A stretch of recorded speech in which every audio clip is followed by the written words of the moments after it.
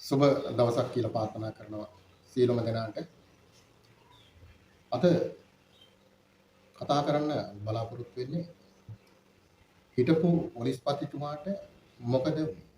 හිටපු පොලිස්පති පී.බී. වික්‍රමරත්න මහතා ඊයේ දිනේදී සිය දිවි නසාගත් බවට ඒ ප්‍රවෘත්ති අපිට අසන්න ලැබුණා. දැන් මේක ගැන අපි අවධානය යොමු කළොත් මේ පොලිස්පතිතුමෙක් කියන්නේ කිසිම මෙසේ පුද්ගලයෙක් නෙමෙයි. ඉහළම නිලයක් දරලා ලෝකේ රටේ තියෙනා වූ එතුමාගේ විෂය පතයට අනුව විශාල දැනුම් සම්භාරයක් සමගින් විශාල දැනුම් සම්භාරයක් තියෙන විශාල සමාජ අධ්‍යක්ෂින් ප්‍රමාණයක් තියෙන පුද්ගලයෙක් ඇත්තටම මෙහෙම කරගත්තද නැත්නම් අදුෂ්මාන බලවේගයකින් හෝ එතුමාව මේ තත්ත්වයට පත් වුණාද කියලා අපිට තීරණය කරන්න බෑ. නමුත් මම හිතන්නේ එසේ මෙසේ පුද්ගලයෙක් නෙවෙයි මුළු පොලිසියෙම පොලිස්පති වෙලා හිටපු පොලිසියට බැඳුණු දවසේ ඉඳලා එන ප්‍රශ්න ගැටලු සියල්ල निराකරණය කරගෙන සියලුම දෙනාට නායකත්වය දීලා හැම අවස්ථාවකදීම අපි දන්නවා පොලිස්පති කෙනෙක්ගේ භූමිකාව මොකක්ද කියලා. ඒක එසේ මෙසේ භූමිකාවක් නෙවෙයි. මේක එහෙම සේවයක් කරපු පුද්ගලයෙක් මෙහෙම වෙන්න පුළුවන්ද? ඒක තමයි සියලු ජනතාව අසන ප්‍රශ්න. මේ ප්‍රශ්නේ කොහොම වුණත් අපි මතකට හිතමු එතුමා පෞද්ගලික ප්‍රශ්නයක් මත සිය දිවි නසාගත්ත කියලා. එහෙමනම් අපි සියලුම නිලතල දරන විශේෂයෙන් ත්‍රිවිධ හමුදා පොලිසිය ඒ වගේම සිවිල් ආරක්ෂක දෙපාර්තමේන්තුව ඒ වගේම බන්ධනාගාර මේ නිල ඇඳුමක් අදින පුද්ගලයන් මම දෙනවා යම් පණිවිඩයක්. මොකද අපි මේ යුනිෆෝම් එකක් ඇඳලා පස්සේ අපි අමුතුම මිනිහෙක් වෙන්න වද නැද්ද කියලා මම හිතනවා. සාමාන්‍ය යුනිෆෝම් එකක් ඇඳනහම යම් අභිමානයක් කෙනෙකුට එන්න පුළුවන්. අනිවාර්යෙන් ඒක එනවා. නමුත් අපි ඒ අභිමානය ආවයි කියලා මම තමයි පුද්ගලයා මම තමයි වැඩ කියලා හිතන එක අපි අදවත් මෙන්න මේ ඇති වූ ප්‍රශ්නයක් සමග අපි හිතා ගන්න ඕන සියලුම නිල තලදරන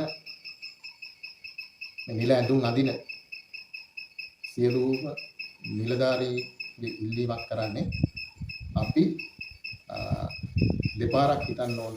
දැන් අපි හිතන්න ඕන මොකද මේ සිදුවීම වුණාට පස්සේ මම දැක්ක වර්තමාන පොලිස්පතිතුමා මෙතෙන්ට ඇවිල්ලා යනවා. එතකොට අපි දැක්කා එතුමාගේ මූණ. එතකොට අපි නිකන් හිතන්න පුළුවන් කවදා හරි මටත් මේකම නේ කියලා සිදුවේ. ඒකින්ද විශේෂයෙන් මම දෙන පණිවිඩය තමයි ඔය යුනිෆෝම් එක ඇඳලා අපි පවතින දේශපාලන පක්ෂයකට හෝ නැවත අලුත් දේශපාලන පක්ෂ පිහිටවන්න හෝ ඒ මොනම අවස්ථාවකවත් මම හිතන්නේ යුනිෆෝම් එකක් අඳින පුත්‍රයෙක් හැටියට දේශයේ දෙපාරක් හිතන්න ඕන. මම හිතන්නේ සර්ව සාධාරණ මේ රාජකාරී කරගෙන යන්න ඕන.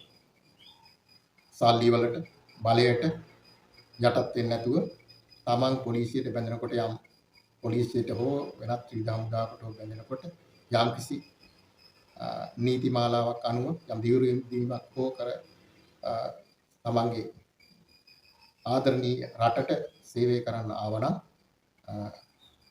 අධිටන් කරගන්න ඕන. කිසිම බලවේගයක් මත එම රාජකාරියේදී හෝ එම පොලිසිය හෝ ත්‍රිවිධ හමුදාවේ හෝ ඒ වපසරියෙන් පිට කිසිදු කටයුත්තකට ඉඩ නොදෙන බවට අපි තරයේ හිතා ගන්න ඕන. මොකද අපි පවතින රජයකට අපි යුනිෆෝම් එකක් අඳින කෙනෙක් විදිහට දේශපාලනීකරණය වුණොත් මේ රැකියාව කරගෙන යන අපහසුතාවයට ලක් වෙනවා.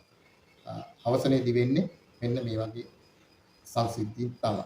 එම නිසා අපි තීරුම් ගත යුත්තේ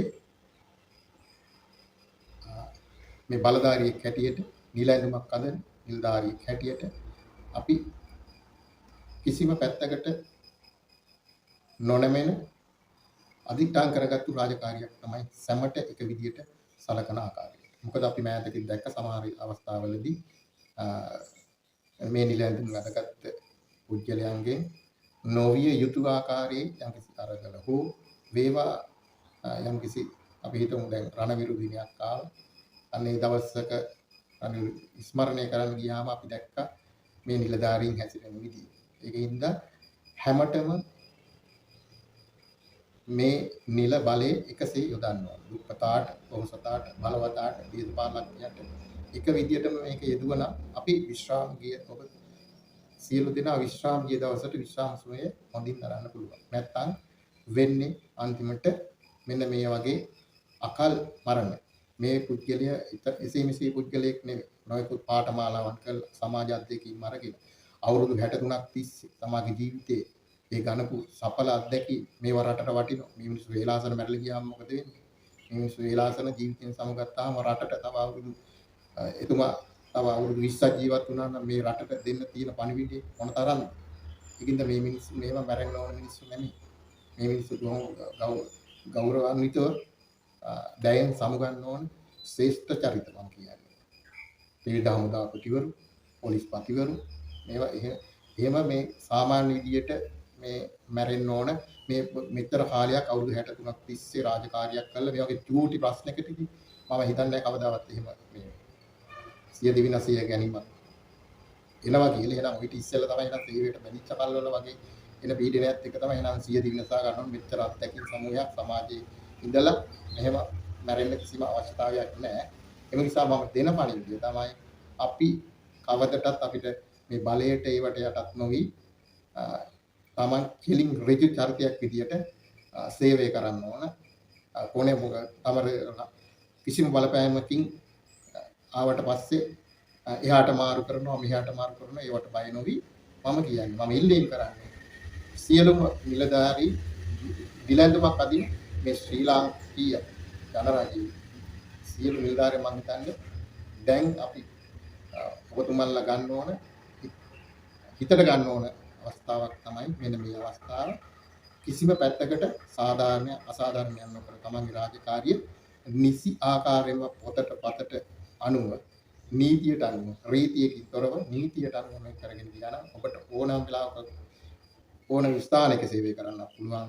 එතකොට ඕනම තැනක සේවය කරන්න පුළුවන්. ඕන පුද්ගලයෙකුට සේවය කරන්න පුළුවන්.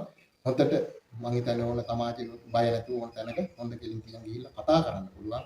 තමන්ගේ දරු පරම්පරාව හෝ අනාගතේ ඕනම කෙනෙකුට අපි මෙන්න මේ වගේ කියලා කියන්න පුළුවන්. ඒකින් මම කරන ඉල්ලීම තමයි මේ නිලතරදරන සියලුම නිලධාරීන් සියලුම දෙනාගේ ඉල්ලන්නේ කිසිම පැත්තකට නොනැමෙන කෙලින් චරිතයක් විදිහට මෙම රාජකාරී කරාම ඒ සියලුම දෙනා එහෙම කරා නම් කාටවත් බලපෑම් නැහැ. එතකොට දක්ෂම කෙනා තමයි ඉදිරියට එන්නේ. දක්ෂතාවයෙන් අඩු නම් තමයි පහළ වෙන්න පුළුවන්.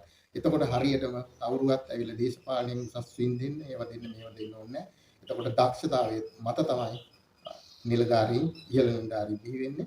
ඒකින්ද මම ඉල්ලා සිටින්නේ සීලම දැනට දෙන පණිවිඩය තමයි ඔබ නිලයක් බැලුවා නම් ඔබ නිල තරයක් දරනවා නම් ඔබ මේ අභිමානවත් නිලයක් නිල ඇඳුමක් අඳිනවා නම් ඒක අභිමානිය කියලා ඔබ විශ්‍රාම යන තෙක්ම බොහොම ගෞරවාන්විත රාජකාරියක් ඉෂ්ට සිද්ධ කරන්න.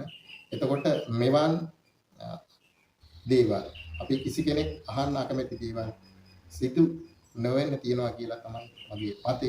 එම නිසා මම මේ පණිවිඩය දෙනවා. ඒ වගේම මම සියලුම දෙනාගෙන් ඉල්ලා සිටිනවා මේ දෙන පණිවිඩය සෑම කෙනෙකුටම ෂෙයා කරලා මේ වැදගත් කරුණු හැම කෙනෙක්ම දැනගත යුතුයි. එම නිසා මේක හැම කෙනාටම ෂෙයා කරලා ඒ අවශ්‍ය ඔබ මා වෙන්නේ කරන්න ඕනේ යුතුයකම කරන්න කියලා සිටින සියලුම දෙනාට සුබ දවසක්. හිටපු පොලිස්පතිතුමාට නිවන් සුවය ප්‍රාර්ථනා කරමින් සෑම දිනකටම සුබ දවසක් කියලා ප්‍රාර්ථනා කරමින් මම ස්තුතියි.